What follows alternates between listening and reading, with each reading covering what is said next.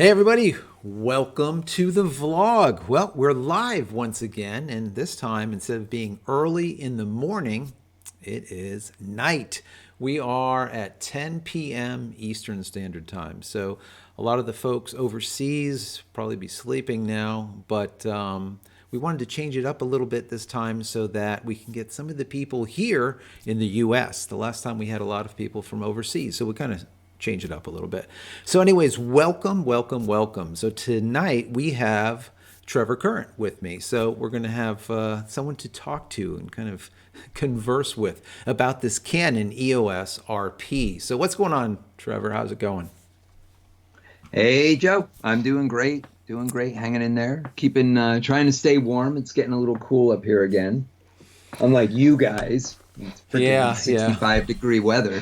Yeah, 65. I think it's like 72 outside. It was cold for a couple of days, but Oh, now we've warmed up. You're the one that's like been freezing over there. So that's anyways, awesome. so kind of jumping right into it, there is a lot of things that were going on when it comes to this EOS RP. I put out two videos in the last, I don't know, 3, 4 days about things that I guess the rumors and how things have changed and whatnot. And now we have some photos also from, let me see here. Let me see if I can bring those photos up. Here we go. The Nakashita site. There we go. I might as well put up one of these photos so you can see it.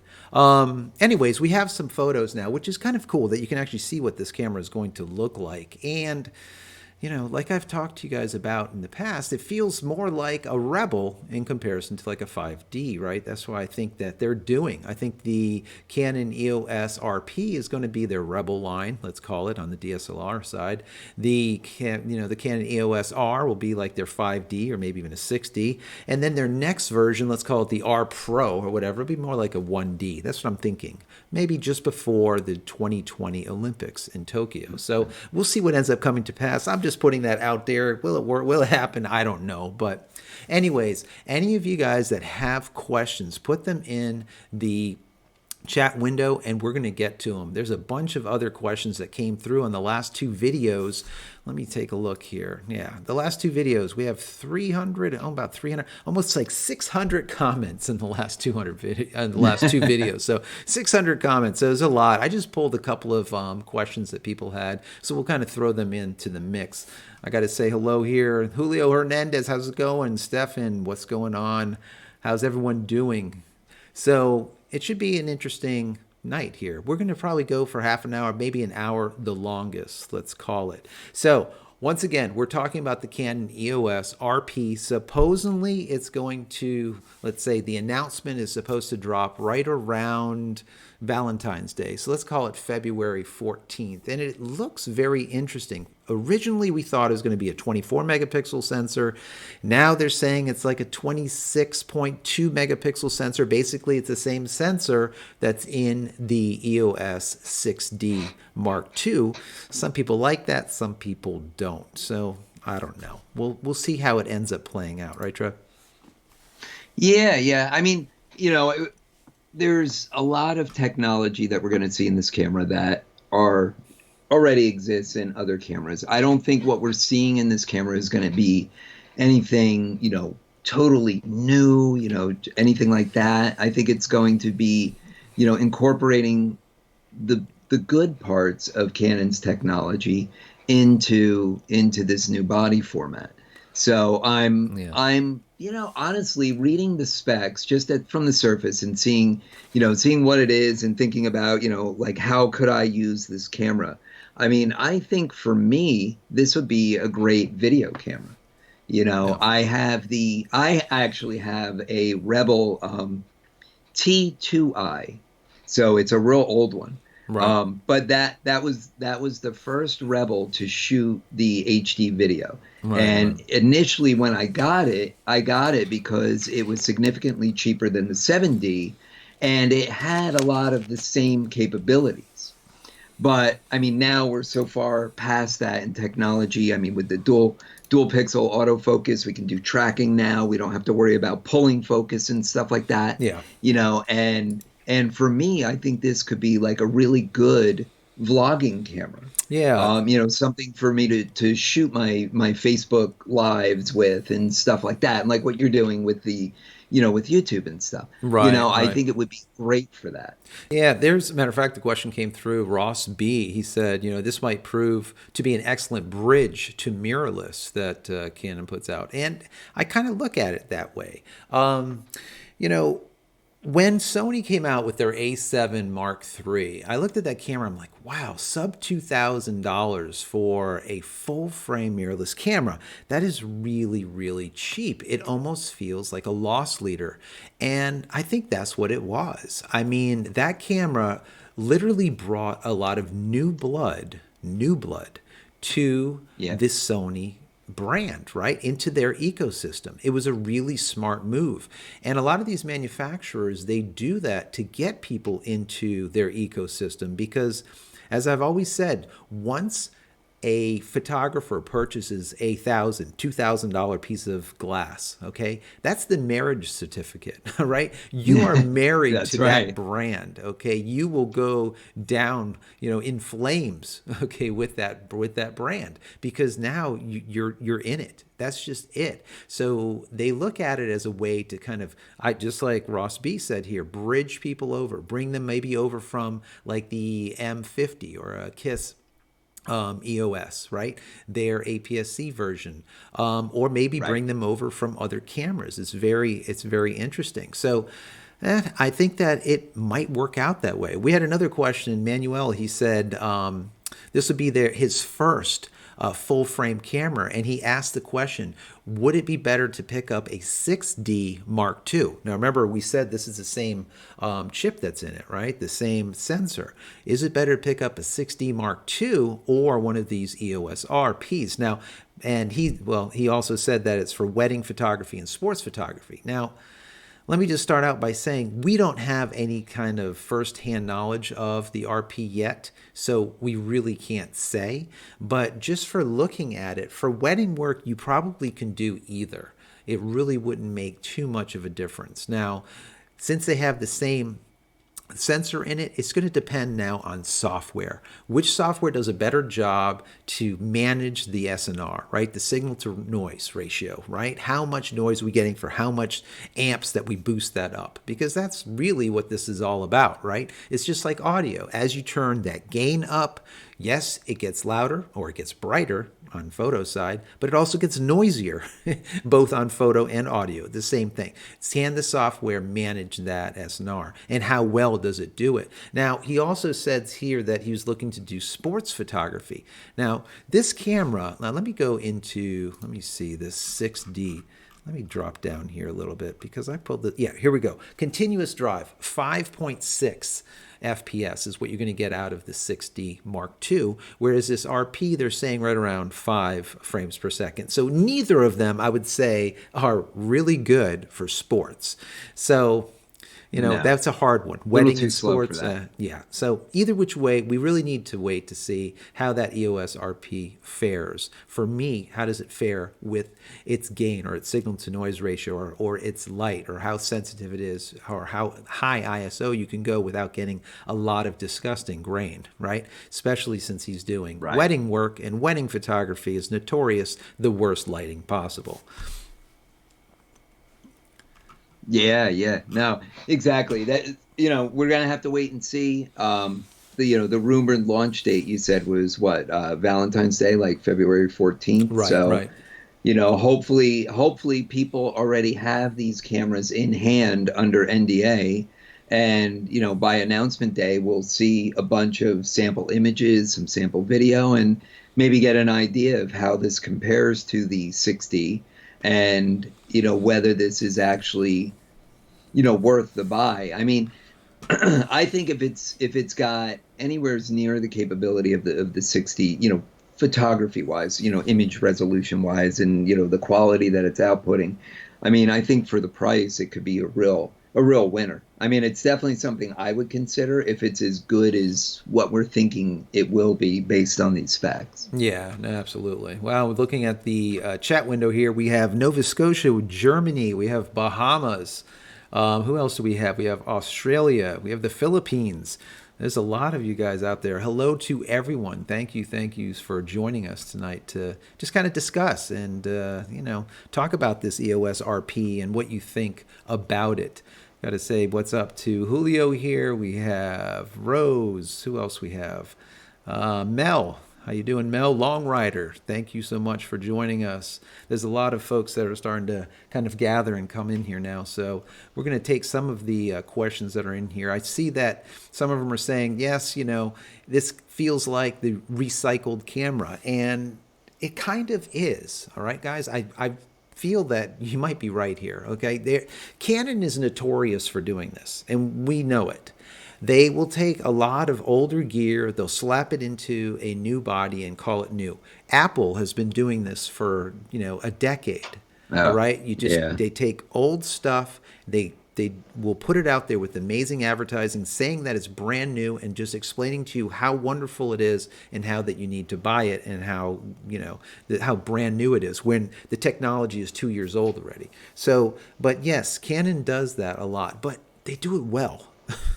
they just do it well, like Apple. Right. They just do it well.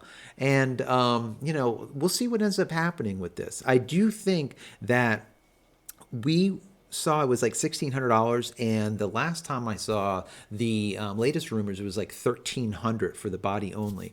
But what I also read is that they're going to be including an EF to the RF adapter, right? So, which is really something interesting because now folks will be able to use this as that bridge camera. If you already have EF glass, now to be able to just strap it onto your, RP or whatever, I think that's awesome. Awesome. And if they throw that in there, that is a big savings because I looked it up on B&H. That adapter is $200, period. So if they can stick that in there and still keep the price down, that would be great. Now, they also said that they were going to be putting in one of their 24 to 105s. Now, if it is the 24 to 105 f4 L piece of glass that is IS or image stabilized lens, that's like $1,000 lens. So I'm going to guess that would have to at least boost this up to about $2,300. All right. I can't see them being able to do that kit for less. If they do, once again, we're getting back into, Sony A7 Mark III time when we're saying that this could be definitely a loss leader. Can Canon do it? They can, all right? They got the money to be able to do it. They can do it, but they usually don't because they're all about making as much money as quickly as possible. And I don't see them giving away the farm, but we'll see. It could be that what happens. Yeah. We'll wait and see. It's not only a few more days. Today's the 7th, so we got another week before maybe we'll actually see this thing. Yeah. So hopefully we do. We have Jake G. He said, I don't know. To me, it sounds like junk. Now, some of the people have said this, right? That it just doesn't look good. Remember, this is going to be a composite body. It's not an alloy body. It's not a magnesium alloy body. It will be composite. That's why I, akin it to a Rebel in comparison to a 5D that is magnesium. He also said that, rather than making like this full frame, it'd be better to do an APS-C with better quality with maybe 10 frames per second and maybe right around 1600-ish. So it'd be comparable to like the up-and-coming A7000. Now talking about that A7000 by Sony, a senior general manager just recently in an interview, he was quoted on saying that it is time for Sony to start making APS-C cameras again and really kind of get that fledged out again and really move. So that could be that A7000 that they're talking about, that this senior general manager over at Sony was talking about. So we might see that from Sony. Now, how is this going to compare, to what Sony does? I don't know. I really don't know because this feels more, even though it's full frame, the price is going to be low. And if it comes in at $1,300, there is nothing that compares to it that's current. Other people will say, of course, you have a Sony A7 Mark II, that is going to be cheaper than this, but, it's a couple of years old now. All right. But I'm saying current full frame, current technology, it'll be the cheapest out there. So it should be interesting to see what happens with it. Let's see what else is in the Yeah. comments here. I mean, I'm thinking just real quick. I'm thinking that at the $1,300 price point, where does the Rebel come in? I mean, when I got mine, the Rebel was $800 maybe for the kit with the kit lens and stuff. I mean, it wasn't a ton of money. And if we're looking at 1,300 for this, I mean, if you think capabilities and quality wise, I might even put this like a little bit above the Rebel level, if that truly is $1,300. Yeah, yeah, that's true. Let me see here. Brendan French, he says, I think the camera will sell like crazy at $1,300, and it might. It really might. Guys, we always have to look at Canon as the company that neuters everything, that crops and recops, crops and crops and crops again. Okay, and does stuff that it just makes you cringe. Like, why are you doing this? Okay, they do this all the time. It's almost like they give you just like an entire bucket of water, and by the time you actually grab it, it's already half gone because they've already taken all of that out. So it really depends on how badly they neuter the camera. Are they going to make it so we have like autofocus points that's like 50% coverage instead of full coverage? Are they going to take the Right. 4K and then, crop it to an APS-C like what we think they'll do, but then maybe recrop it again? Or are they going to go and take dual pixel AF, which is their bread and butter, and now take it out of 4K recording altogether, like they did with the Canon EOS M50? Is this the type of stuff are they going to do? Yes or no? And that's where I think it's going to either make it or break it when it comes to selling like hotcakes or doesn't. Kevin Barrett here, he says that even if it is the same sensor, and I guess he's referring to the Canon EOS 6D Mark II, it's the processing which is really important, and that is absolutely the case. It will the yield, what you get out of that sensor, really depends on software and how well it's tweaked. We see Sony all the time. They take their sensors, they sell it to other companies. They sell it, for example, to Nikon. Nikon just tweaks it and squeezes everything out of it. For example, the D850 is a beautiful, beautiful camera. There's other cameras that they just do a really good job. Software is not everything, but it is a lot. It is as important as having a really good sensor, for your backbone, let's say. Let's see what else we got in here in the comments here. Wow, this chat's going kind of crazy here. Yeah, I know. That's what I'm looking between the chat and the other questions we have, and I'm like trying to skim here. Yeah, Mr. Smith over there says the RP camera has the potential to be a nightmare for Sony and Panasonic. And Panasonic, maybe. Sony, I don't think so. Panasonic, they're going to be releasing this camera that, their S1, S1R. I think it's going to be really amazing. But I feel that once people see the cost of the lenses, where you're looking at like a 50 millimeter lens that's going to cost like $2,300, and when you start seeing the extra cost of getting in, I don't think that's going to sell very well. I don't know. I could be wrong. Because there's a lot of people that I know that use the Panasonic, the GH5S, for example, for doing a lot of ad spots for commercial work, and they will certainly move up to that camera because they need full frame. So even if the focus is not right, and they are using that still the focusing system that they've used in the past, they haven't moved into the new, let's call it phased and contrast dual type of focusing system. They're only contrast. Even if their focus isn't fantastic, they will manually focus, but they'll also get a ton better light performance. And a lot of the guys are saying that we need low light capability. So Panasonic might sell for that. So I don't know. Sony, I don't think they have too much to worry about as far as Canon as of right now. We'll see what ends up happening, like I said, in the 2020 Tokyo Olympics. What they come out with a pro version of this are, who knows at that point. But I think with this one as an entry-level camera, I really don't know. But don't hold me to that, because I said that the Canon M50, that Kiss, was going to be trash. Okay, I thought it was going to be horrible, because when I saw that it was just, completely neutered, I'm like, who's going to buy this camera? It's ridiculous. It's got crop after crop. They turn off dual pixel, AF and all kinds of other stuff in 4K. It's a mess. Okay, and it didn't matter. The number one selling camera on the planet, APS-C mirrorless camera, is that Canon EOS M50. What? So don't quote me on this stuff, because I've been wrong in the past, and I'm sure I'll be wrong many times in the future. Let me see what else we got. We have let me see, just actually what I was talking about. We have Kevin Diaz. He said, wonder if 4K will have dual pixel AF, or if it's going to be crippled with phase detection, like with the M50. So I guess Kevin Diaz here, he probably has an M50, and he saw how they crippled it, and so it didn't have in 4K dual pixel AF, which is it's just a shame. It's a shame. So yeah, I don't know. I'm hoping they don't cripple this camera.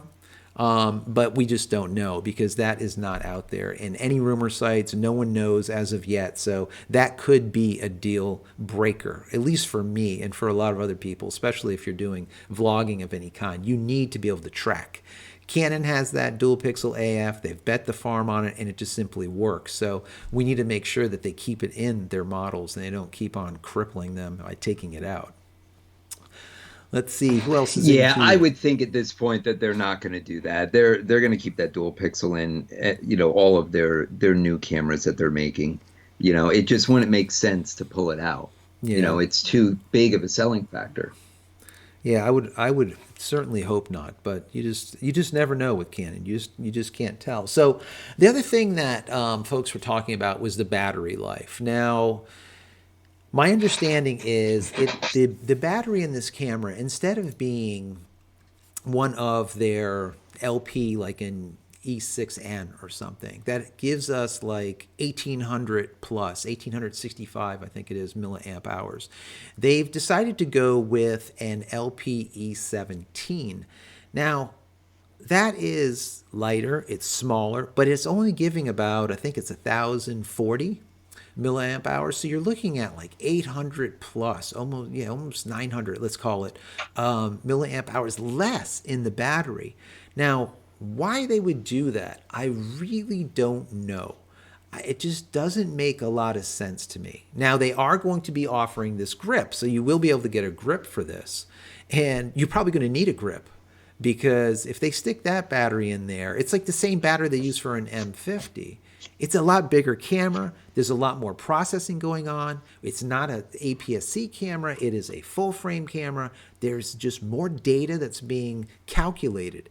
When you calculate a ton of data, what happens? You use a lot of battery, number one, and number two, it heats up. Heat kills batteries, right? So I don't know what they're thinking with that, but like I said, you can buy their EG, I think it is an E1 grip for this camera, for the RP. So you'll be able to have two of these in there. But still, why did they go with the tiny battery? I don't know. It just, to me, Well, just I think that goes back to, I think it goes back to the concept of the Rebel. Keep it lighter, keep it cheaper, keep it, so people will feel more comfortable taking it out and about with them, and then giving them the option of expanding the battery life with the grip. The grip does add to the bulk of the camera, and at that point, it makes it so it's not so much a walking around camera anymore. Now it's more like, slinging around your neck or on your, on your hip or something, and Right. truck this big, huge thing around. But, I mean, that's how they compensate with it. They'll lighten it up, they'll make it cheaper, and then give you the add-on for it. Yeah, yeah. So how's it going, David? Let me see here. We have, let's see, Rob Fuzz, how are you doing? Flying high or low? Hey, how are you doing? From Korea. Welcome, welcome. So he says, what does he say here? So his first, I guess it would be full frame mirrorless camera, will be, or it just arrived today, which is the Sony A7R III. And that looks like he's going from an 80D. Congratulations. Yeah, the Sony A7R III, amazing machine. I mean, that is by far, it's not even close to an 80D. So you're going from APS-C, which would be almost rebel-ish, like a rebel-esque, I guess. I don't know. In comparison to an A7R III, which would definitely be more of an upper end full frame mirrorless from Sony. So congratulations, that's awesome. How you doing, CAD School? Who else we got in here? Buck Rogers. Let me see. Julio, what do you say? But the M50 works. It just works, absolutely. The M50 does. It's one of those cameras, like I said, I didn't think it was going to be great, but the M50 just sold like hotcakes. And it's still selling internationally as the #1 mirrorless camera on the market, which is crazy, If I didn't read it and see the data, I wouldn't believe it. Let me see what else we got here. Buck Rogers, so many cameras. Okay. Yeah, so what ends up happening is, and I think, what Buck Rogers is saying is that, these camera companies, they're not always listening to the customers. They're listening to, let's call it the shareholders most of the time. And when the customers say, hey, I need X, Y, and Z, the camera manufacturers, especially like Canon, will say, well, board of directors, what do you think about that? How is that going to help or hinder? What will that do to our bottom line? Now, conversely, we have companies like Fujifilm that the customers will say, hey, we really need X, Y, and Z. And Fuji will be like, well, we have the hardware already built into it that should be able to do X, Y, and Z. Let's go ahead and give it to you. And then all of a sudden, in like a firmware update comes out, and all of a sudden, instead of just having fixes to, let's say, the problems or bugs that are in that OS, in that processing, it now has new features. So you buy, for example, a Fujifilm's the X-T1 or an X-T2, and it has this much of utility, and then all of a sudden 2 or 3 or 4 updates later, and now you have a lot more utility out of it. That makes sense. That means you're a company that is listening to your clients, listening to your customers, and giving them what they want, and not making them wait to the next iteration of the same camera. So they just have it. They have it in spades. That's one of these companies I really would say really knows what they're doing, and that's Fujifilm. They didn't, they are just masters of APS-C right now, and they did not jump into the bloodbath of the full frame mirrorless wars like everyone else. They circumvented the full frame altogether and went straight to medium format, right? And they're doing a good job at it. And now they have a medium format camera, 2 of them actually, that just, they're rocking it at like $6,000. When we buy medium format cameras, or when we rent medium format cameras, they're like Hasselblads that cost $40,000, $50,000. And now Fuji's giving you the ability to use a medium format camera for, under $10,000 with lenses. That is absurd. That is amazing. So they really definitely have it together. And there are a lot of Fujifilm fans out there. There's a lot of people that really like their equipment. They've been using it for years. I mean, it is a solid product. It's not, one of the big 3, but, they've definitely got a good product. I mean, nothing wrong with that at all. Yeah, absolutely. Yeah, Mel over there. Mel, he says, Joe, exactly my point. This is to help transition to the RP. Same battery, and they can just move it up. And yes, and I do think that this RP is that transitional type of camera. I think it really is going to be that camera that they try to keep it as low as possible to bring that new blood in, like Sony did with their A7 Mark III. And they could do it. I've seen a lot of people in those 600 comments, okay, talking about they own like an M50 or a KISS for overseas, and they're really looking at it as going down that road and going into full frame. So, before this came out, or it was coming out, they wouldn't even think about it. They would say, oh, the APS-C is good enough, right?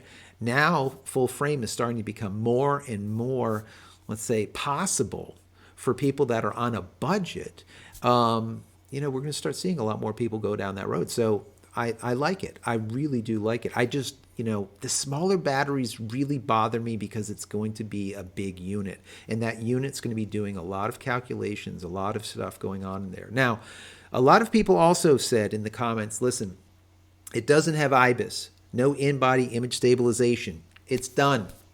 I don't want to touch it. Now, bear in mind, Canon does have their version of IBIS where it's taking, internal information to the sensor as well as the lens, combining the two and making calculations with it. The key here is that to do that, you have to have an IS or an image stabilized lens connected to it.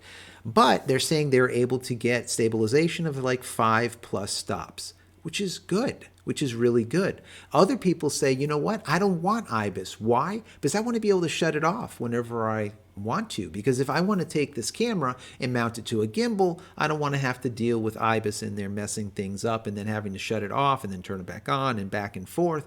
They like having their image stabilization on their lens where they just click a button on the outside, flip a little toggle switch, and now image stabilization is off. So, there's two ways to look at it as far as IBIS and non-IBIS. But remember, guys, in-body image stabilization over the size of a full frame is difficult. It takes a lot to do it. And that's why you'll see like Panasonic that has their GH5S does such a great job at in-body image stabilization. Why? Because you have a tiny sensor like this that they can move around, right? Once you start dealing with big sensors, you start dealing with problems. And that was one of the things I was saying about with Panasonic. I hate to get off topic, but I was saying once they start now moving that massive sensor around, it's going to start heating up. They have to start dealing with heat. They have to start dealing with other problems, more battery, a lot of other issues. So some people are saying, are we going to have IBIS in this camera? Absolutely not. There is no way for that price that they can do it. But like I said, they do have their, let's call it equivalent, which is their dual sensing IS or whatever as they call it. So it kind of is what it is. Let's see what else is going on here. I want to get to a couple more comments that we pulled out earlier. Yeah, Max Almonte Photography, he asked, has Canon mentioned anything about opening third-party lenses for their mirrorless systems? I have not heard any. Have you? I heard someone using a Tamron piece of glass, I think, after update, or possibly a Sigma on an EOS R. Bear in mind here, guys, I don't think that they're going to do it like right away. It's not going to be like Sony where now we have Tamron and Sigma on board making E-mount stuff. I don't think that's going to happen immediately, but I do think that people are going to be able to use lenses from Sigma as well as Tamron, and be able to mount it to the EOS and be able to use it, maybe adapter or no adapter. Why? Because those companies, for example, like the Tamron lens, they give you a docking station where you could just immediately download a firmware update to the lens itself that will give you functionality, okay? So you don't have to send your lens back to have something fixed or added to it. So it's a possibility. Is that, is it going on right now? I don't think so. It's probably going to be more a little bit, closed down. It's going to only be Canon to begin with. That's what I think, but we'll have to see. Let me see here. I find it shocking. This is Lou Bernardo, I believe. He says, I find it shocking that they will put an LP E17 into the camera. They're using the LP E6N on their EOS 70D, 80D, 7D Mark II, and the 60. Yes, why all of a sudden the step down? And that goes right back to what you were saying earlier. It's all price. They're trying to, I think, get it as cheap as possible. And still, remember, guys, they have to make sure they dumb it down to a degree that doesn't piss off all the people that purchased the EOS R. They cannot make it as good, all right? If they did, there would be problems. And simply having a composite body in comparison to a magnesium alloy body is not enough. All right, because when you look at it face value, you're like, what do you mean? It's the same thing. So they have to do other things, and probably battery life and a couple other things will probably be how they do it. Let me get back in here.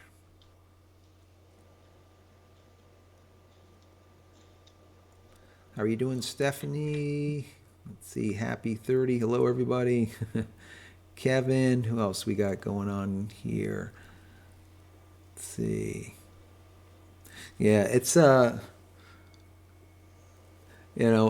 Julio says back in the 60s we didn't have all the tools and the cameras that we have today. And, it makes me think about something which is really quite interesting is, I come from film. I've been doing this for a long time. I'm a lot older, hopefully, than I look. I've been doing this for a long, long time. And back in film days, it was all about, number one, the quality of your film, and primary is the quality of your glass. That's it. The box that you shot with was basically an egg timer. Okay, guys? An egg timer. That is it. All right? Something to house, your film and to time stuff. That was it. And then as you started getting into the, more advancements of motorized, where you're able to put through a lot frames per second, things started changing a little bit, like AE1s, and as things progressed. But for the most part, the cameras were egg timers. It didn't matter. Now all of a sudden, a lot of people put a ton of worth or value into these bodies and not as much into the actual glass. And I really do believe that people need to kind of rethink that a little bit. The glass is so important. I say this, and I'm going to say it every time we talk or do something. I always say the glass is number one. If you have money to go spend on anything, never buy a body first. Always buy your lens. Like if you're doing an upgrade your lens, then look at bodies. If the body that you have does everything you need it to do, don't upgrade the body. Upgrade your lens. Lenses will give you a lot more than upgrading the body. Now, if the body, on the other hand, does something that you need it to do that your old body doesn't, because it's going to save you A, time, or B, money, or both, then I would say, move into the next body. But for the most part, education and lenses, most important. And that's where we get into purchasing extremely expensive glass. And that's why I call it the marriage certificate. Once you buy that glass, you're married now to that platform. And that's what ends up happening. You get a lot of these quote unquote fanboys because people are in so deep. They now can't see the trees through the forest, right? Now all of a sudden it's just, that is the best system ever. You have to kind of look at everything. I've never been like that, and I try to always when I do these, and when I put together this channel, my idea originally was to be able to put forth as much content that is unbiased as possible. I tell you guys, I'm a Canon shooter. I've been shooting Canon for over 20 years, but I don't care. I am definitely not a fanboy, and every time they do something stupid, I'll call them out immediately, and if someone else is doing something good, you'll know I'll say so also. Let me see here. Yeah, here's a good one. Buck Rogers said, isn't it counterintuitive to release a great camera and then release lesser cameras afterward? People don't get excited about lesser products. Right. I think, but if you look at it from a marketing standpoint, again, because, it's all about money, right? So if they release just an amazing camera that, those photographers or hobbyists or whatever that don't have the budget to be able to buy that, but then they release a lesser version of that camera, let's say, with some of the same features, some of the important stuff, that gives that photographer with a lower budget an entryway in. And then as they start using the camera, they get into that format, into the mirrorless format, they start getting lenses, and like you said, then they start investing in the lenses, because now you just paid $1,300 or $1,600 for the body, maybe with a kit lens. Now you want to go out and buy a zoom lens that you're going to spend $600 or $800 on, let's say. So now you're kind of committed to that brand, you're committed to that format. So at some point, this photographer will want to upgrade to the next model. So it's kind of giving a product to everybody at each budget level to get them into the space. Yeah, no, I agree. I agree. It's almost that it was almost a necessity. You know, at the price that they came in at with that EOS R, I mean, it's cost prohibitive for people to move up. They're just not going to do it. You know, they're going to still look at Sony's A7 Mark III and say, you know, under 2 grand, if I want to go full frame, that's the way to go. Let's see. Sean says, hello, love the channel. Keep up the great work. I really appreciate it. Thank you so much. I saw up here, Happy 30 says Canon RP with no no EVF. And what's interesting here, guys, if you look on the screen, you see this? When you look at this picture of this backside of the RP, it doesn't look like there's an EVF in there, which is really strange. It makes me wonder if this is an actual image or if it's a mock-up or what it is, because that is very strange. And they do have a point, because this would most definitely have an EVF obviously in it. But when you look at that, that looks more or less not an EVF. So I don't know what's going on with that. We'll have to see as we get closer and there's more of these leaked pictures that come out. But that is definitely quite interesting. Let me see. Jake says $1,300, good price point, will force Sony to drop price. I don't know. I mean, they could. It could. I mean, I think that the A7 Mark III, like I said, is their loss leader. As of now, they probably have at least $500 of leeway to be able to drop that if they wanted to. So yeah, you might start seeing like an A7 Mark III at maybe $300, you know, let's say $250 off, $300 off. It could happen. It definitely could happen, and it really wouldn't hurt them. They sold so many of those already, and definitely, like I said, brought in a lot of that new blood. Let's see here.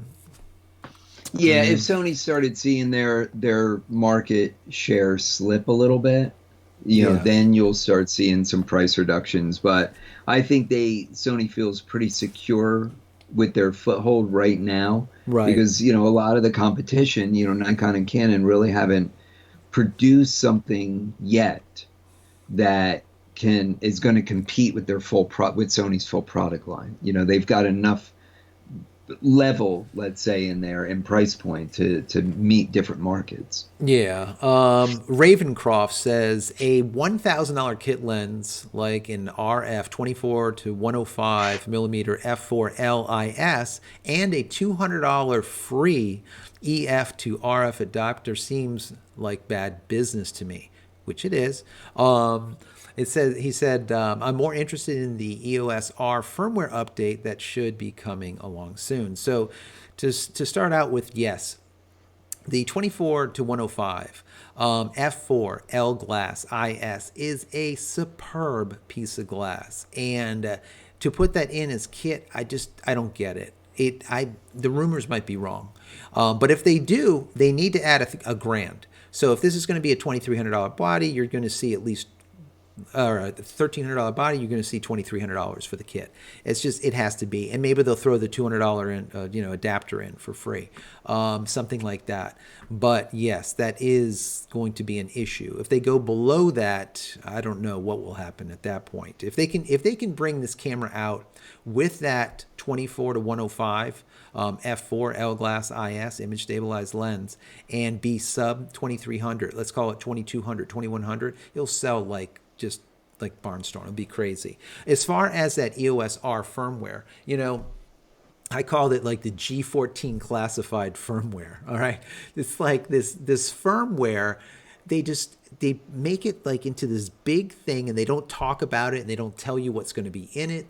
There's like no news. Like, it's just super secret. Why that is, I really don't know. Now, my feeling on that firmware is, I think for the first time ever, Canon is going to actually come out with a firmware update that's not going to fix stuff, or that might fix stuff, but will also give you something like Fujifilm does. Something, I don't know what, but something that people are looking for. Obviously, through the firmware update, they're not going to give you dual card slots because that's impossible. But let's just call it something that people have been asking for, and I'm going to leave it at that.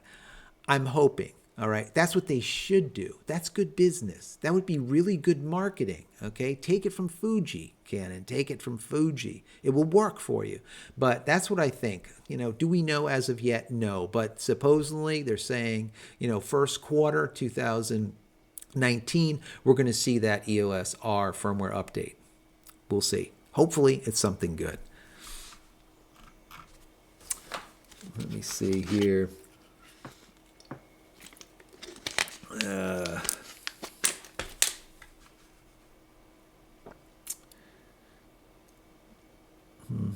Well, I tell you, we were talking just the other day about the Canon 5D Mark II. Right. When that first came out, the job that I was working at the time, we were using, just one of the first Rebels that Canon made. We had it in-house at the agency, and we were using it to just do some quick product photography for mock-ups and things like Right. that for packaging and stuff. And, we were able to do a lot more, final work with this Rebel. And we're like, at this point, we really need to upgrade and get a better camera. So we got the 5D Mark II when it was first released. And we got the body with the L glass, and we were talking about this the other day. What do you think it was? A 20 to what, 105? 20, yeah, I think it 24 to was. 105. Yeah. Yeah. So that's the lens that it came with It's in this unbelievable lens. Yeah. kit. And we got that for $2,500. Yeah. And literally within 2 months, maybe it was only a month, that same configuration went up to $3,500. Yeah. So Canon really came out with a low price on that camera, and in the very, very early days, just to get people to bite. And they did, because the camera at the time was something very different and very unique. Right. And again, not that this camera is going to be that scenario, but they've done it before. Yeah. And they could. Yeah. This could be the kind of the kick in the ass that they give people to move them into the mirrorless space and get them into the Canon line as opposed to Sony or Nikon. Yeah, I really do believe that, instead of innovation, Canon has just been this company of iteration. And as of the creation of that 5D Mark II, when things really just took off, when it came to DSLR capturing video and doing it well, I think it was ER. I think the series ER. One of the ER shows were, I think, recorded with that 5D Mark II. I mean, just crazy things. Vince LaFerre, he really made that camera into something special. Really making a lot of videos that just look cinematic, just amazing. So, anyways, that camera was something special. They haven't made anything like that since. It's all been iterative. That iteration after iteration. So, yeah, this RP, I can tell you for sure, is not going to be anything, like that. Nothing wonderful. It's going to be, I do believe, that workhorse or that loss leader to bring people in. I do see Manny Vids down here. He says, I love the EOS R. Great camera. It's a B cam to my C100 Mark II. It's sharp and its external 10-bit is amazing. Now, Manny, I have to tell you, we rent in C300s, C100s for our professional video work also. The Canon C line is the reason why Canon neuters the majority of their cameras, because their C line is their bread and butter when it comes to professional video capture.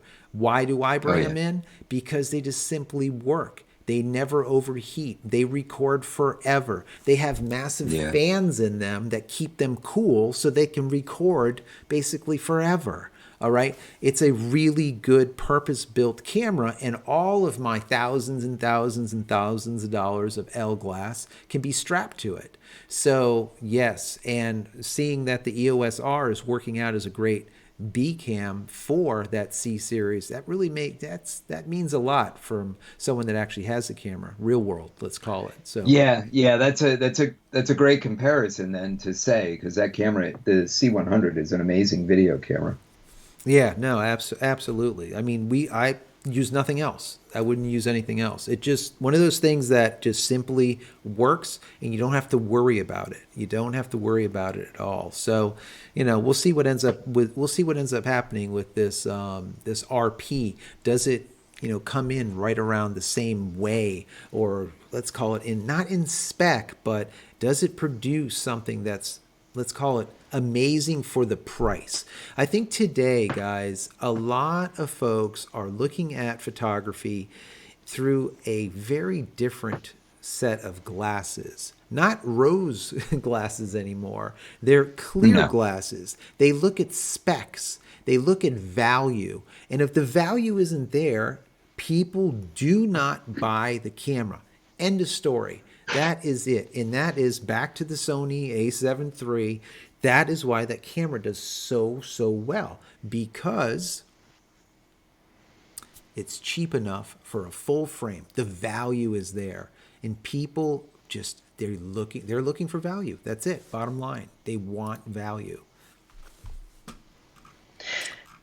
Yeah. I mean, there's so much competition out there for all the different manufacturers, and within their lines, they have all the different products that meet different markets, and any one of those cameras would probably do the job for most people.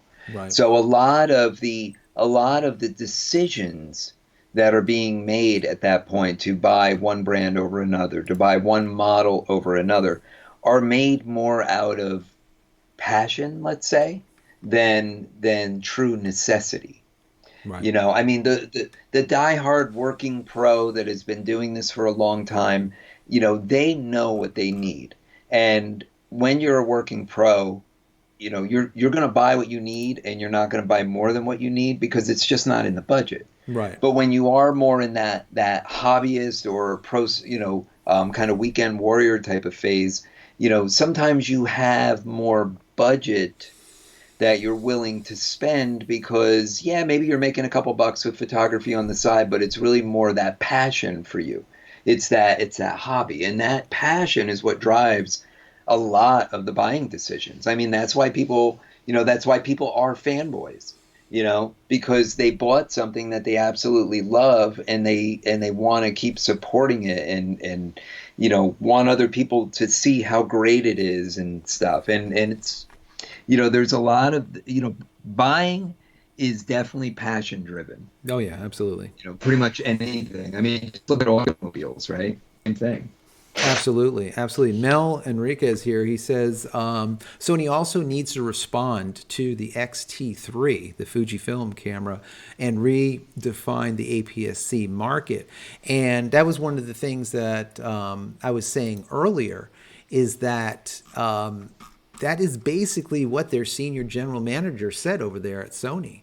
They were saying, listen, in the recent interview, they're saying, we need to refocus on the APS-C market. And Sony needs to do that. And I think if they do, that's going to also, as Mel was saying, hurt Canon.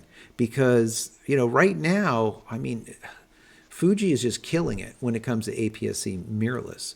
And, we'll see what ends up happening with this A7000 whenever it comes out. What do they do with it? I'm really eager to see what the A7S III is going to look like. Is that going to be a video beast that does amazing low light?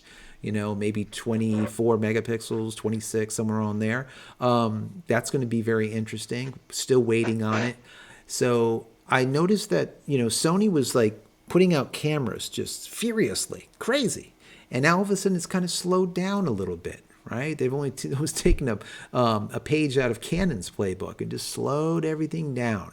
And now they're kind of just, putting them out slowly. We have like the A7 III now, that's getting old, even though it's new. But in the time, in digital time, it's old already. So it's kind of interesting. He was also talking about the A9, maybe an A9 Mark II or something like that, coming for like the winter, like for the Tokyo Olympics, right? The 2020 Olympics.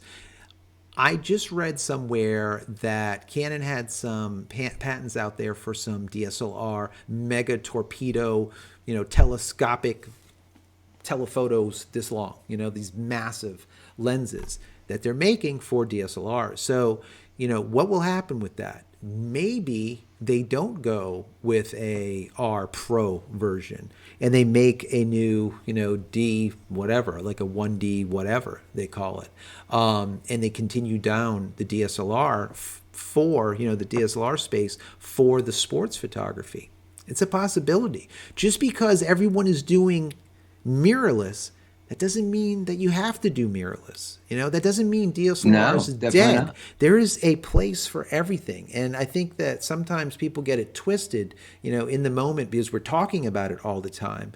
And they feel like, I need to ditch my DSLR and go buy a mirrorless today because everything's going mirrorless and I'm going to be, behind the 8 ball. Well, yes and no.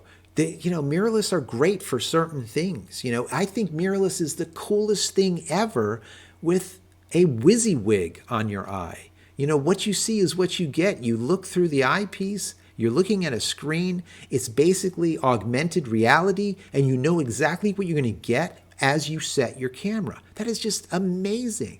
What a great teacher that would be. When I was like, I teach someone how to do photography, I'll start out with developing film, to get that love, that smell, smell of eggs, just to get that smell. I like that. But now, you literally can look through this augmented reality EVF that just looks amazing. That's sitting there refreshing at like 240 frames per second. You can't even tell. It just looks fluid.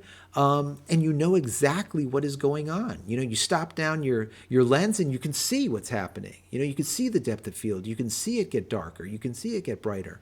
It's just crazy. It really is amazing. Yeah. So here's a really good thought that was put out here in the chat. Personalized Works Digital Studio said, wondering, are great images even important anymore? And that really, that is an important question, right? And that is something that we really need to ask ourselves in what we want to produce.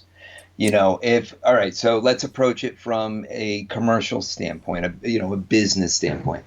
So, me with my agency, if I need to hire a photographer for a product shoot, for the most part, I'm not looking for art. I'm looking to create an image to be used for whatever that purpose is. So, back to the good enough is good enough, that definitely can be true. This is why a lot of agencies go to stock houses and purchase photos for $5 and $10. Right. Because they're good enough for what they need as opposed to hiring a photographer. Yeah. So yeah, art is a good image is always important to convey whatever that message is, and that you're trying to get through. But from an art standpoint, yes, it's absolutely critical. If you are producing art, you want to create the best image that your eye and mind can compose, because that is what's going to make you an artist and not a technician. Right. And that really is the separating factor. You can be a technician and you can make money and do quick snaps all day long of products or, sports portraits or whatever. Oh, bro, I got to tell you this quick story. So my son has his basketball photos Tuesday night. Right. And we go to the school and we're in the cafeteria and they've got all the kids there and it's a big hot mess. They're all running around like a bunch of crazies. And you got two guys there. They're from this studio and they're shooting the photos. So you got two guys. They come with one camera, one flash with a softbox on it. Oh my God, I know. And they're shooting all of these kids. They're doing individual portraits, like on a blue background. Right. And then they're doing team shots. So you would think that they would at least have maybe two flashes set up, one for the team. Instead, they're sliding the light stick across the floor with the box on it, and they're repositioning it every time to do these shots. And I'm thinking, are you serious? You know, And it's just like you were saying with the technician, being a technician instead of a creative. And that is literally what's happening. And the question is, wondering, are great photos, are great images, are they necessary anymore? And the answer is, in this current day and age, the answer is probably not so much. It's better to be a technician that's really good at Photoshop than a good photographer. And it's a sad thing to say, but it really it's sad. is like that. It really is like that. I've always said that, mediocrity is dead. Be stellar or be nothing. Mediocrity is the problem of what's been going on. Everything is just mediocre. Everything is just, nothing can be stellar anymore, right? Oh, that's just good enough. We'll just throw that in there. Oh, you know what? They're not going to want the extra battery life. Let's stick a small battery in there. You know what? They probably don't need the entire sensor full of AF points. Let's dumb it down to only covering 50% of the sensor. Whatever the case might be, this is what's been going on. It's mediocrity. It's the idea of just people not wanting to be stellar anymore. I mean, Apple comes out with a statement saying that, our camera in our iPhone X produces portrait studio images without the portrait studio. And they were going to be sued for it, and then they were ruled against they were ruled for that they are allowed to make that statement. It's ridiculous. Yep. It is ridiculous to think that you're going to get a studio portrait out of an iPhone, but what they do is they convince the sheep that this is the case. So what happens is now the sheep no longer want the professional photographer's services because they could just take the picture with their iPhone. Eventually what happens is people try to use the phones to capture something in low light, and when they look at it later, they're like, wow, this looks like crap.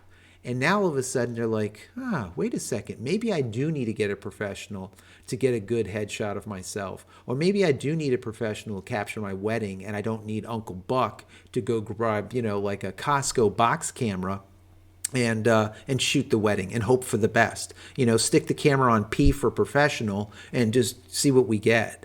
And that's what's been happening, and that's why we start seeing, the wedding photographers that I talk to all the time, they're like, I'm struggling. This is so difficult. And I tell them, well, what are you doing different than everyone else? Well, now I have to go I don't even print anything anymore. So, I have to just give them to, the bride on a stick. Like a pen drive or something. as he's walking out the door. Yeah. He just throws her a pen drive and calls it a day. And that's it. That's okay, but we're back to mediocrity. Where is it? I mean, I remember when I was doing weddings, just selling that leather album. And when I would sit with a bride, I would hand her the album and she would grab the album, and immediately you get that whiff of that Italian leather. And you just open it. It's just beautiful. And they're like, oh my God. They're sold on the pictures. They're sold on the smell. They're sold on the tactile, just the whole thing of it, right? The whole thing of it. And now it's like, just sit, we'll send you, is there any way that you can possibly have someone shoot while you're shooting and now upload straight into my Instagram feed? Like, what? Right. You know what I mean? And this is what's going on. So, yes. The question from Personalized Works Digital Studio, wondering, are the great images even important anymore? I don't know. The answer, I think, is yes and no. Probably closer to no, which is pretty sad. But maybe things will start coming full circle. I'm hoping. I'm hoping, Trevor. You know what? There's always a market for someone who's willing to pay for quality and or for art. So if you have your niche, if you are a seascape photographer and you just create the most amazing images and you create beautiful prints either on canvas or metal, God, beautiful seascape on metal, right? And then you're selling them either in a gallery or at shows. You are an artist and people are buying your artwork because of the vision that you create. Right. That is where you want to be able to make the best image, and that is what's important. Right.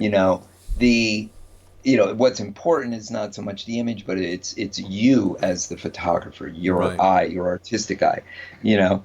And for the rest of the genres, I would say that the image just needs to be good enough. Yeah, it pretty much is. Kilo Hotel here says, as a wildlife shooter, the only thing about mirrorless that interests me is silent shooting.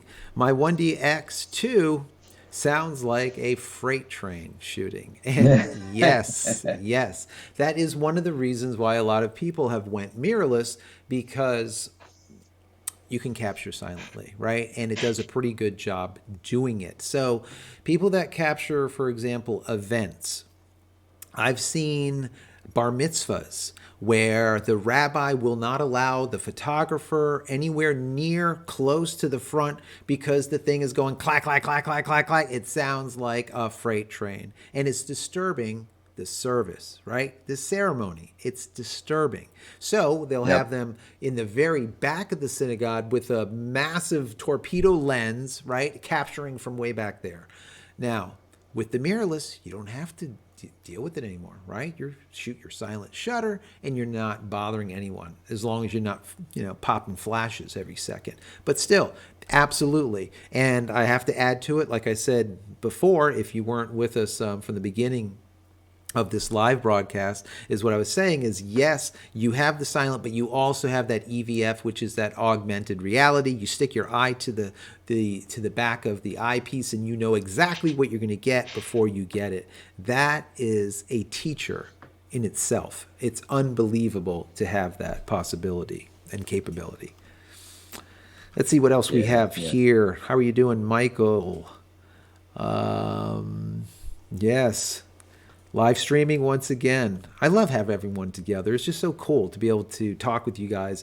You know, let me just a side note here. I put together the channel why to communicate with you guys. This, and like I always say, what I tell you is only this much. It's not as important. Some of the information is good, I try my best to give you quality, but the real greatness of this channel is you guys. It's the people in the comments. When you take a look at those comments in the comment area, it's like, oh my God, they're unbelievable. Just so well articulated, so well thought out from people that have been doing this for 20, 30 years. So if anyone is just here, just came in, bear in mind, everything you hear, just take it all with a grain of salt. Some of the stuff's going to be right, some of it will be wrong. Go into the comment area for sure. Look at those comments on all the videos, and you will learn something. I guarantee it. It's just unbelievable. I thank you guys all the time. So, once again, we're Yeah, there's a live. huge value in the community. Yeah, absolutely, absolutely. Let's see what we have here. This is Buck Rogers. My wife works at the newspaper. The photographers are supplied with Nikon D3300s. Needless to say, the photographers, exactly. And I see this all the time. So I do event work. Okay, I also do American Heart Association, CODA, Jewish Children and Family Services, just a ton of nonprofits, cancer.org. There's a lot of them. Anyways, the photographers that I see that come from the magazine, come from the paper, it's unbelievable. They are coming in with the worst gear ever.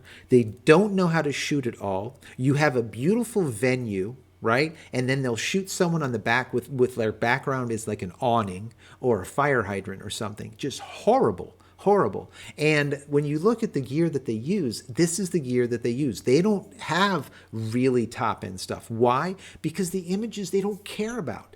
The magazines, No. these people, they don't care. The newspapers, the magazine publications, they really honestly don't care about these images like they used to.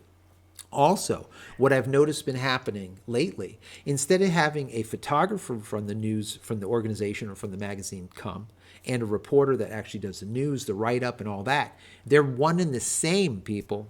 They're one and the Yep. same. It's like where, the firefighters have become paramedics and the paramedics have become firefighters, and they're like all one and the same. Why? It's like you could get, 2 for 1. And that's what's going on here too with media. It's 2 for 1. You have them, and now not only do they have to do, capture pictures like portrait shots or headshots to put into the paper. Now they're required to capture video too. So now you have a guy, right? He's writing down names left to right. You know how that goes. Anyways, you have right to left, however you do it. And you have them writing down names, first and last names. You have them also taking snapshots, and then they're also capturing video on the side. They're doing it all. So what do you think the quality is, guys? What do you think the quality is? It's garbage. That's it. It's absolutely garbage. So then these companies, let's say for American Heart Association or someone that hires me, they look at the pictures like, oh my God, those are just amazing. All these other images that we got from all these publications, they were just garbage. Can we use yours? I'm like, yeah, sure. We'll go ahead and send them off as long as we're accredited for it or whatnot. But that's what ends up happening. All of the images that are important, they'll end up being mine instead of from all of these agencies. Why? Because I really care about what I'm doing, right? It's a difference. It is a big difference. And it's just amazing that he said that. They're carrying around those D3300s. And that is really the case. This is what ends up happening. Yeah, the only reason that the papers are, the media outlets are giving them those cameras is so that they are not using their cell phones. So that way they actually look like a reporter and not just some passerby that's shooting some images or whatever, citizen journalism. And that's it. But you're absolutely right. People know a good photo when they see it. I mean, when you have a true professional that creates a great image at the same setting, let's say, as all these other people that created garbage, right? They'll see it, recognize it, and they'll want it. But they'll want it as long as they can get it either for free or cheap. But if they have to pay, then all of a sudden it's kind of a different story. And then they're like, oh, all right, well, maybe this lesser one is good enough because we don't want to pay. Right. And, that's really where, from a professional standpoint, it's trying to find your ideal client who understands and values what it is you do and who is willing to pay for it, know? No, and that really is tough in a very competitive space. Yeah. Let me see here. Kilo Hotel says, I love doing metal prints 20 by 30. Yes. Beautiful. We need to print. I wish that, I can scream it from the top of a mountain. Print. When you print something, you make it real. When you take a picture and it's sitting on just a disk somewhere, on a hard drive somewhere, it's not real. It can disappear just in a heartbeat. It's just gone. Okay, when you print it, it all of a sudden becomes alive. And those metal prints are just amazing. You shine the light on them just properly, they look amazing. Let me just tell you, I still shoot film. And people are like, why? I shoot a film camera to do all of my fine art work. What do? I will take that film, I will develop it, and then I will print 40 by 60 prints, 40 by 60, mount them, frame them, and then I go show them in galleries. It's all black and white. I love it. And I use a camera that was circa 1974. Once again, an egg timer. Yep. Okay, a good piece of glass, right? It's a Minolta SRT 102. I still use that. And the images that are created are just beautiful. They're absolutely beautiful. And one of my next videos, I'll just bring out a couple of my pictures and I'll stick one back here or something, or I'll show it to you guys. But I just love it. And then people say, well, are you printing, right, on like a big like Epson or something? No. Those 40 by 60 are wet prints. They're actually chemical prints. That's why when I sell them, depends on which ones, maybe $500, $600, up to $1,000 a print, they are literally wet prints. It's like a 4 by 6, okay? But now it's 40 by 60. And they're beautiful. Yeah, they're huge. Absolutely stunning, beautiful.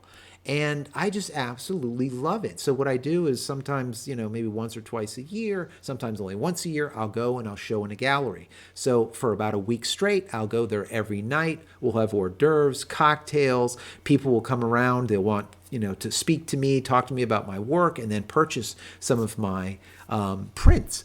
And it's just a fun thing to do. So if I can just say anything to you guys, if you ever get a chance to print, Don't buy a printer. Send it away to be printed at first because it's extremely important. You don't want to get into, I don't even want to get into it. Just, it's nice to print your own, but it's not worth it. Send it away and get some prints back. That 20 by 30 metal print, not too expensive.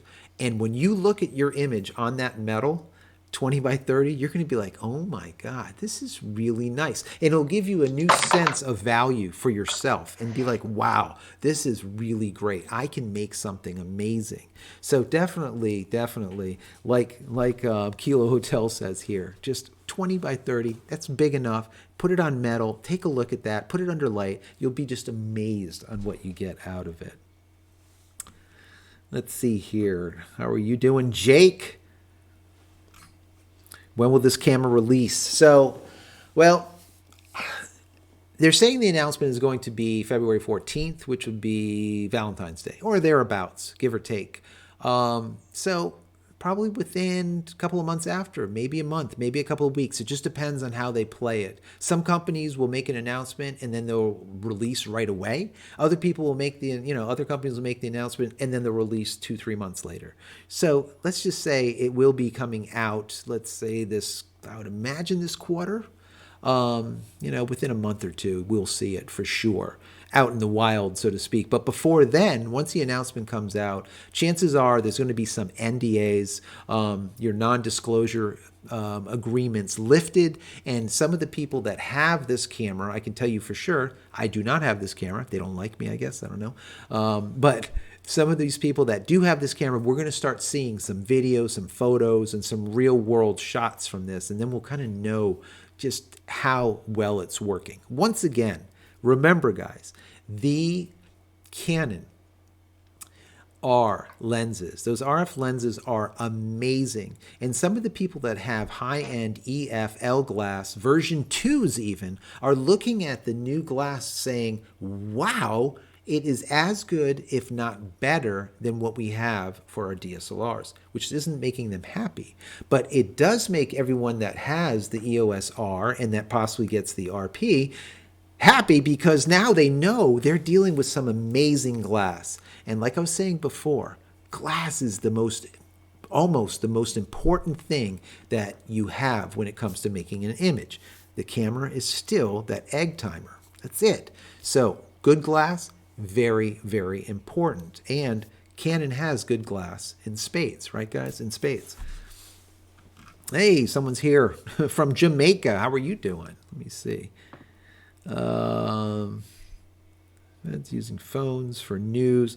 So they said they've seen guys at events using phones for news. Trust me, it's crazy these days. Yes, and they will. They'll use phones for capturing that headshot, and they'll stick it into the newspaper, and it will be horrendous. And they don't care. They really don't care. Let's see, Omar. How are you doing, Omar? Let's see. I shoot commercial photography. Publications usually don't care. Good enough is good enough, but corporations and brand themselves do. That's true. I agree with that. The event people, the publications, the magazines, the newspapers, they don't care. They really, really don't care. Good enough is good enough, just like he said. Corporations, brands, very important. I do a lot of product photography, like high-end product stuff. That stuff has to be perfect. I one time told some people about Martha Stewart and how Martha Stewart still uses medium format film cameras for doing her work when it comes to the Martha Stewart magazine, right? All of the food photography and all the rest of her stuff. And it is still film. They might have just recently moved to digital, but as of I think last year, a year before, they were still using film, medium format film. Why? Because it's amazing. It's amazing. Yep. That's why when you look at the Martha Stewart catalog or the Martha Stewart magazine, you're like, wow, look at those pictures. You never look at it and say, yeah, that's pretty good. No, it's not pretty good. They're damn stellar, right? They're stellar. That's the importance. This is where, like he was saying, commercial still wants good work. So that's why there's still money in commercial. Events. Yeah, absolutely. Weddings. The high end. Yeah, the high end commercial work, where the companies actually have budget they want good quality work. Getting those types of gigs is difficult, Right. but once you can get your foot in the door of even a smaller company and start producing stuff and then work your way up, build your portfolio, work your way up, network with people, get into more and more of these, bigger agencies or, working directly with the companies. Those are great gigs. I mean, Chase Jarvis over there, he is a commercial photographer Right. and could pretty much these days have his pick of the work that he wants to do. But that's the thing, he's got so many other gigs going on the side that he's very choosy about the work he does right now because he doesn't need it to pay the bills. Right. And that's the difference between someone who's at that level and the working guy who's trying to pay the bills, trying to pay the mortgage, keep food on the table and stuff. And getting those, I mean, I have this year in the web business and in my agency, we've made the decision to cut back on the volume of sites that we build and be more selective and just work with the companies that have the bigger projects, that have the bigger sites, that have the bigger budgets, and that will be able to maintain a longer relationship with them. Because doing a whole bunch of $500 websites is Yeah. more work than doing like one really good $10,000 website. Yeah. It's a lot And of work. it is a lot of work, and that the same is for photographers. You can run around and shoot $100 weddings and $500 weddings to make a couple bucks here and there, but the amount of work that you're going to put into shooting that wedding is really going to wear on you after a while. Yeah. And if you don't change that mindset to elevate your work and to elevate your business, you're going to be doing an awful lot of running for a very long time. Yeah, absolutely. We have IV saying hi from Montreal. How are you doing? Montreal, we got Canada. We have the entire world here. We got a lot of different people from all over. We have Julio. Thank you so much. Yes, I appreciate that. Everyone subscribe, thumbs up if you even semi like what you see. Definitely throw us a thumbs up. That would be fantastic. Would really appreciate it. Google Kid says, so Canon not giving us a firmware update for the EOS R, kind of like our what, and they will be. But like I said, it's like super secret. I don't even know. We have not a clue what's going to be in this update. We know that it's coming first quarter. That's all that we know, which is crazy, which is absolutely crazy. So I just hope if you just came on, just came on board with us just recently, I said earlier that I hope that they actually give us more. They don't just give us an update that just fixes something. They give us more, like what Fujifilm does. It gives you just more for your more bang for your buck. Let's just say it gives you something else. So we'll see what ends up happening with that. I really, really don't know. You know what I'm going to do, guys? I know some of you guys know, some of you don't know, but I just recently I came out with this Aurora Camera Care, where it's camera sensor cleaning kits, basically camera as well as lens cleaning kits. What I'm going to do is I'm going to randomly pick. I'm going to go to like random.org or whatever. And I'm just going to pick a number, and I'm going to go straight to the comment in the comment area, and I'm going to send someone out a cleaning kit, both lens and sensor cleaning. I'll let you pick. You have a full frame APS-C or a Micro Four Thirds. It doesn't matter. I have one for all of you. So I'm going to pick somebody, and then by the end of this, I'm going to put their name in the bottom. That's all you have to do. Reach out to me over at jchristina.com/contact, or just go there and click the contact page, reach out, say that you won, who you are, whatnot. Just make sure that you're subscribed, and I will get your name, address, and I will send that out to you for free. So I want to at least say thank you to you guys for being here. There's like so many of you. God, it's crazy. So moving on here, I have to say we need to get going. I know we've been here. I said we were going to be here for an hour. We've been here for like an hour and 20 minutes. I want to definitely kill this by an hour, hour and 30, because it's just, I don't want to go too long with it, but I really appreciate all you guys for being here. This is just awesome. We have Australia. Let me see. Who else do we got? There was someone that that commented in one of the videos. I don't know if it was the last video or the video before that, and they were talking about the way that Canon handicaps their cameras. And I was talking about this at the beginning, and I just want to throw that out there, that that is really going to be the deciding factor when this camera comes out. The EOS RP. Yes, it's going to be a dumbed down version. Yep, it's going to be composite and not magnesium alloy, most likely. There's going to be some dumbed downness to it because it needs to be cheaper, right? It just has to be. But the real question is going to be, are they going to cripple it, and how crippled will it be, especially when it comes to 4K, and how they do, for example, AF. Will they have autofocus, dual pixel autofocus live and working in 4K recording, or will they not? Also, are they going to shoot, or are you going to be able to shoot 1080p at 120 frames per second, or are they going to simply have 1080p at 60 frames per second? Where are they going to go with that? I know that 4K, I believe, is only going to be at 24 frames per second and 30 frames per second. That's it. We're not going to see 60 frames, and that kind of makes sense. They're not going to be able to do that. Now, in the EOS R, they can probably do it. So we'll see what ends up happening with that. I'm really excited to know what they do with it.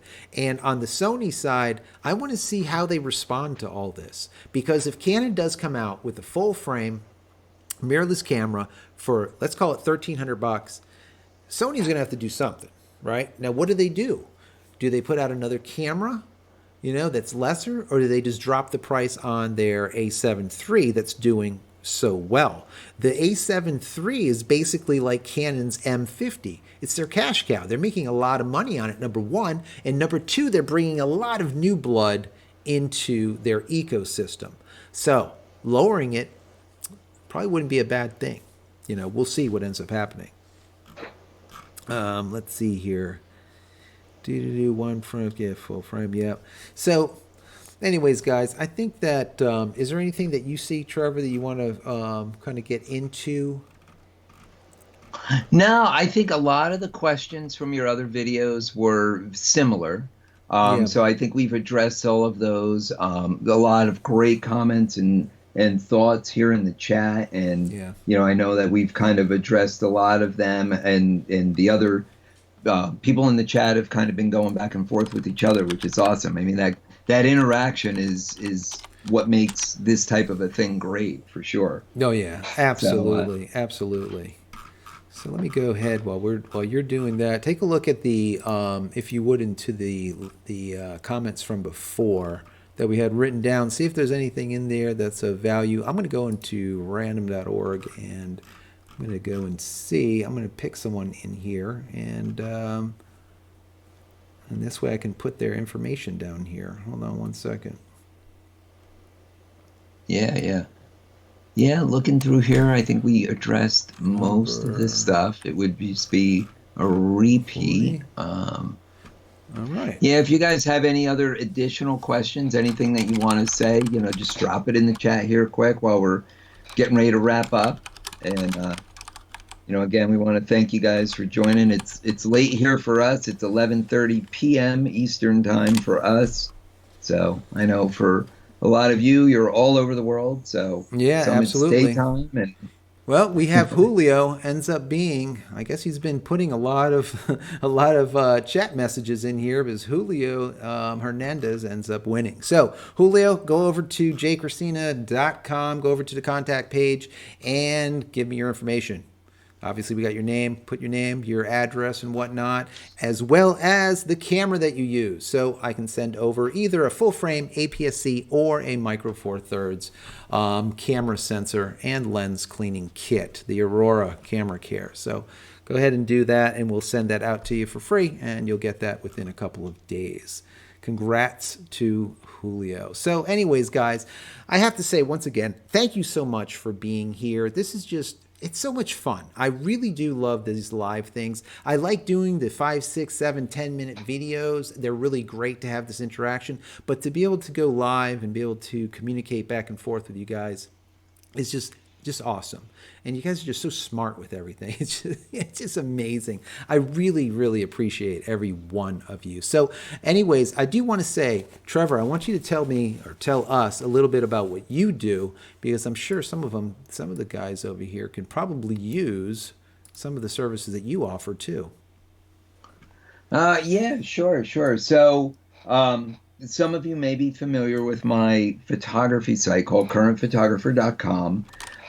That started out as kind of a photography blog back in 2009, and we migrated it now more into like what we do for a living. So, as kind of mentioned before, we build websites and provide hosting and support for WordPress powered sites.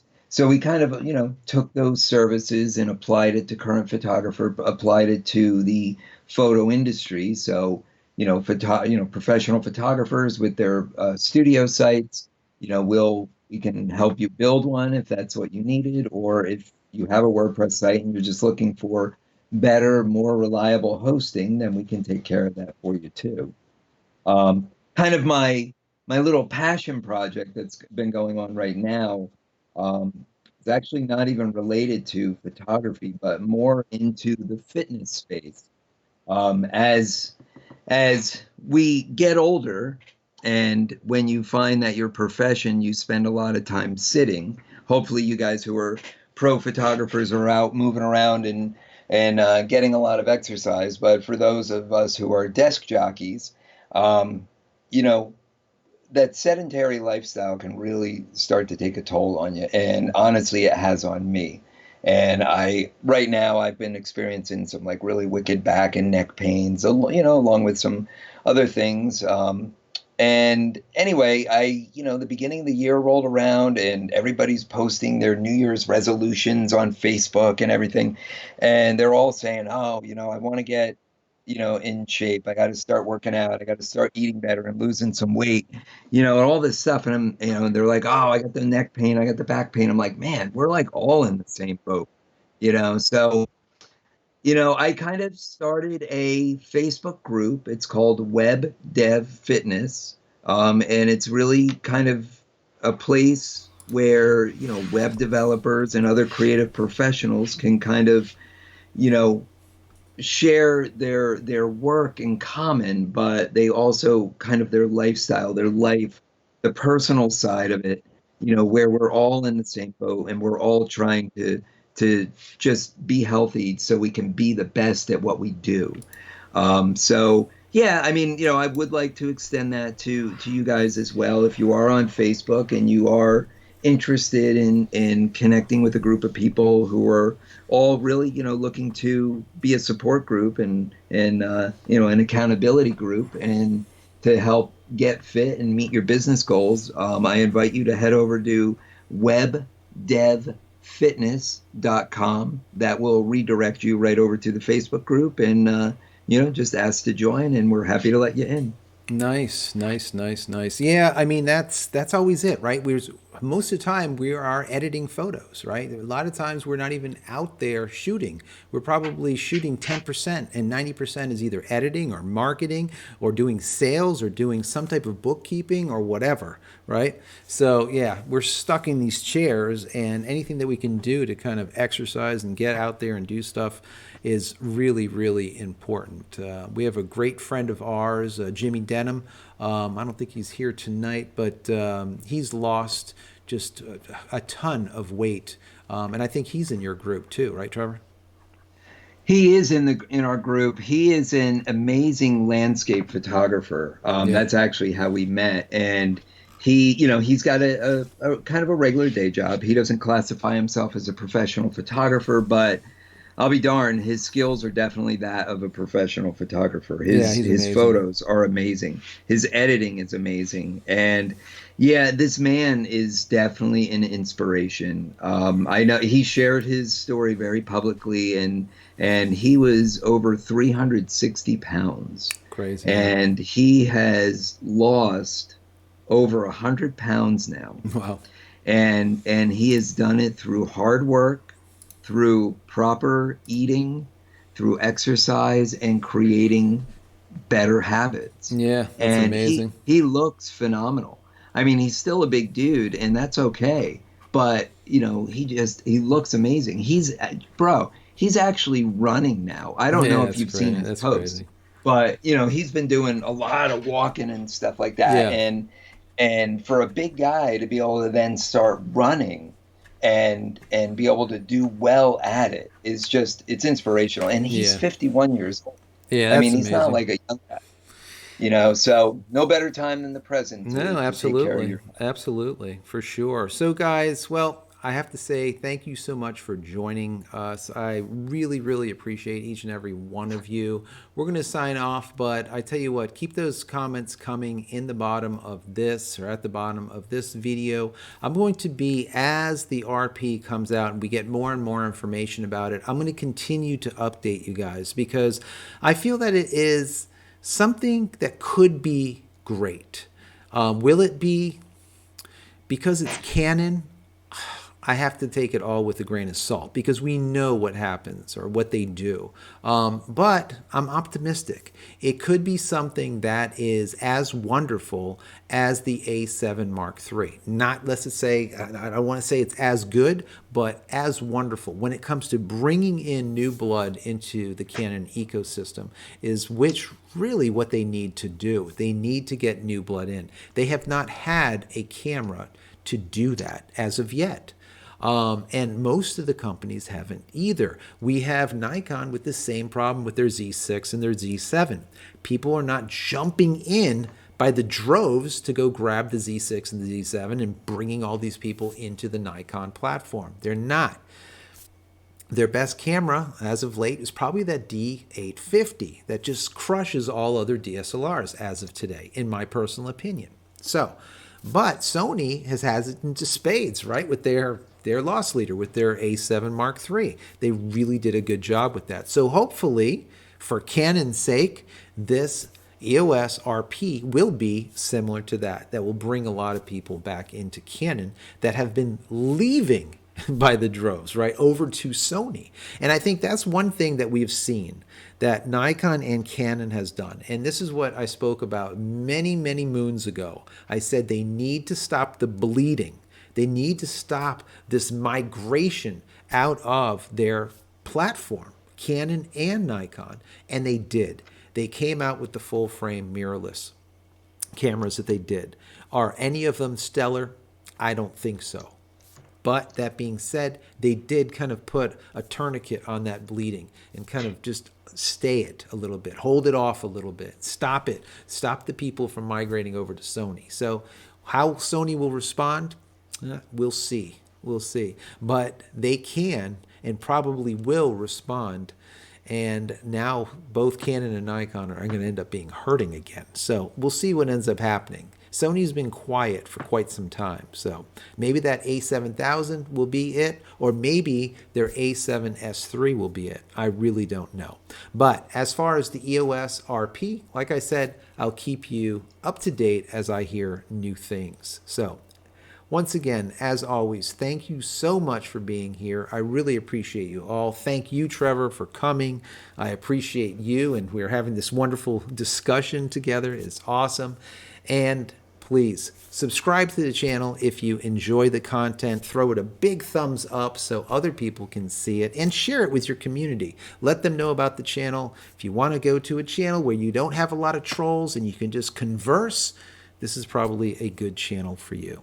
And as always, head over to my website, jchristina.com, where you can find a lot of those photography tools that I've invented for you guys as well as myself over the years.